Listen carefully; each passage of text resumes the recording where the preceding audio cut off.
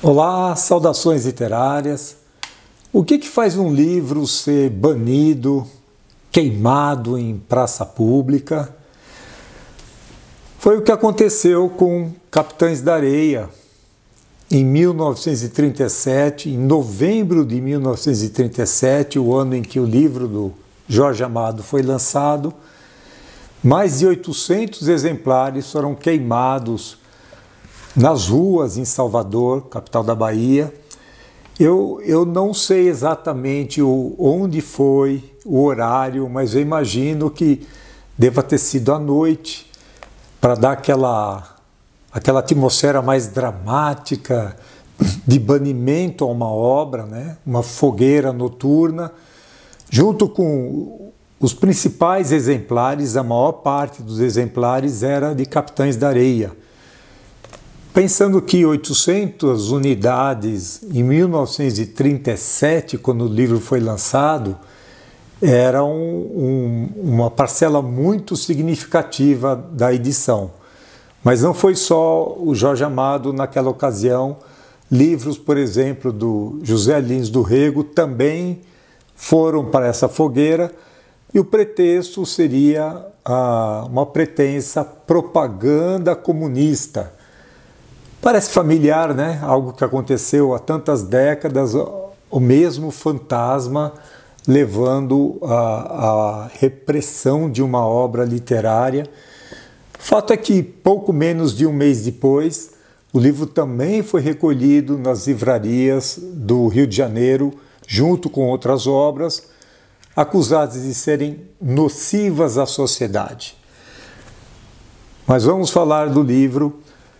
Capitães da Areia é dividido em 3 partes. Ele começa com algumas páginas dedicadas a supostas reportagens, são reportagens fictícias do Jornal da Tarde, não o de São Paulo, que seria fundado décadas mais tarde, 3 décadas mais tarde, e já lamentavelmente acabou, mas um Jornal da Tarde que trazia opiniões bastante conservadoras com relação à ação de um grupo de meninos que cometia furtos, roubos e outras irregularidades nas ruas da capital baiana.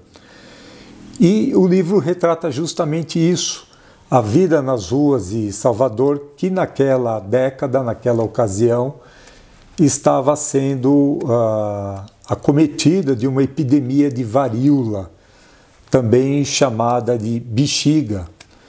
É um texto bastante forte, uma linguagem seca e o retrato de uma sociedade que traz muita violência, traz tortura, traz estupro e quase sempre envolvendo crianças, o que é bastante incômodo. E eram crianças que hoje seriam pouco mais do que meninos e meninas de um condomínio de classe média, só aqueles abandonados eram sujeitos a uma maturidade muito precoce. Eles viviam, esse grupo, Capitães da Areia, vivia num trapiche, um armazém de beira de porto, abandonado, onde eles se abrigavam. Ali era o lar precário deles, à beira-mar, sob a liderança de Pedro Bala, um dos garotos. Nem era o mais forte, mas ele tinha ali um espírito de liderança e ele era seguido por todos aqueles garotos com diferentes características. Tinha um mais atento à questão religiosa, pensava em ser padre, outro sonhava em ser um cangaceiro do grupo do Lampião, outro era um leitor e talvez o mais articulador do grupo, planejava estratégia de algumas ações. Tinha o galã,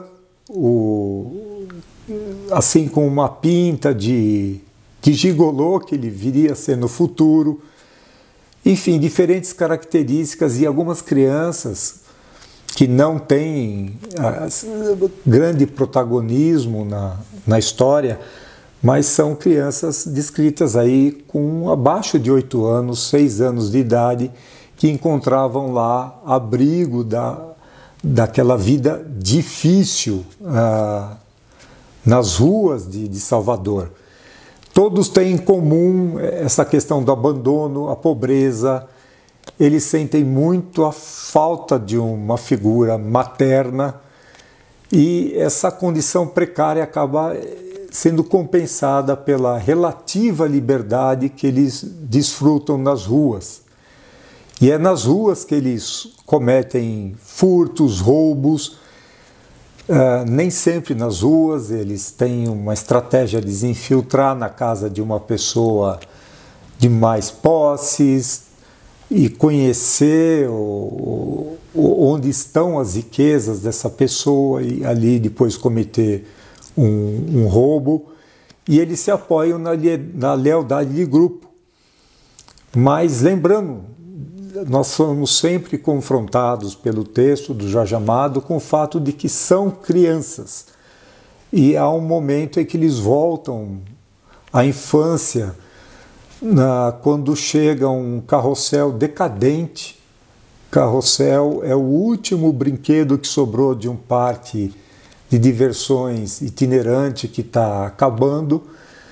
E ele vai para Salvador e ali tem lugar um dos capítulos mais ternos, mais poéticos dessa obra, envolvendo todos esses garotos extremamente carentes, material e emocionalmente, o que é mais complicado.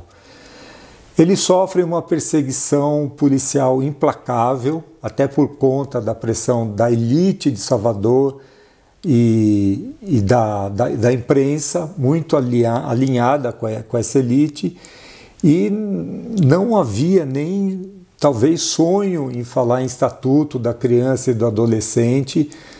Não há qualquer senso de justiça no momento que eles são eventualmente apreendidos, e assim tortura, sadismo da parte dos policiais, que são os momentos mais angustiantes, alguns dos momentos angustiantes dessa obra, o que vai fomentando também essa revolta nesse grupo de crianças. Existem contrastes entre um padre católico que é muito próximo ao grupo e ele quer resgatar essas crianças daquela vida, e o distanciamento da cúpula da Igreja Católica da questão social, que são simplesmente deixados de lado, inclusive quando esse padre ele tenta fazer alguma coisa, ele é advertido. Existe a presença da cultura das religiões afro-brasileiras, que é muito forte na Bahia, inclusive na vida do autor. Jorge Amado era presente também, e também ele fala muito da vida dos estivadores, dos pescadores, há imagens em saveiros, enfim, é um retrato amplo do que era Salvador, a Bahia e, por extensão, o Brasil nos anos 1930. E o que mudou nesses 35 anos desde que Capitães da Areia foi publicado? Lamentavelmente, muito pouco, porque a gente vai lendo o livro e vai percebendo na atitude dessas crianças e na atitude da sociedade com relação a elas muito do que ainda existe hoje. Existe um controle social maior, não existem, imagino, aqueles reformatórios nos modelos que são descritos aqui, pelo menos não com aquele sadismo com relação aos meninos.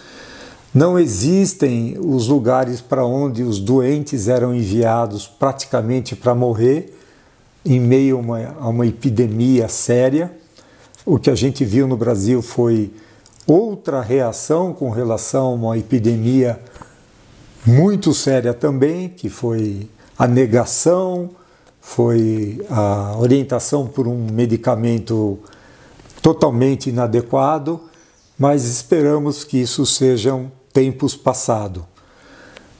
O que fica dessa leitura, que é altamente recomendável, importante, é um dos livros provavelmente mais vendidos de Jorge Amado, que tem uma extensa obra, que foi levada ao cinema, ao teatro, à televisão. Capitães da Areia poderia talvez ser atualizado tantas décadas depois com um título chamado Capitães do Asfalto, porque a gente continua vendo esses grupos de crianças abandonados Brasil afora, nas grandes metrópoles, se agrupando, vivendo ali sob o tapete onde a sociedade esconde aquilo que ela não quer ver. Eu li essa obra nessa edição da Record, com essa belíssima capa do Aldemir Martins e ilustrações de Pote Lazarotto. Essa edição é de 1982, um livro de sebo, muito bem conservado, saboroso de ser lido como qualquer outro livro. Hoje a obra de Jorge Amado ela é oferecida, ela é editada e oferecida pela editora Companhia das Letras. É isso por hoje. Leia Jorge Amado, vale a reflexão, vale a leitura e vale até essa comparação do que era o Brasil quase 9 décadas atrás e quanto e em que campos a gente evoluiu. Boas leituras, até a próxima!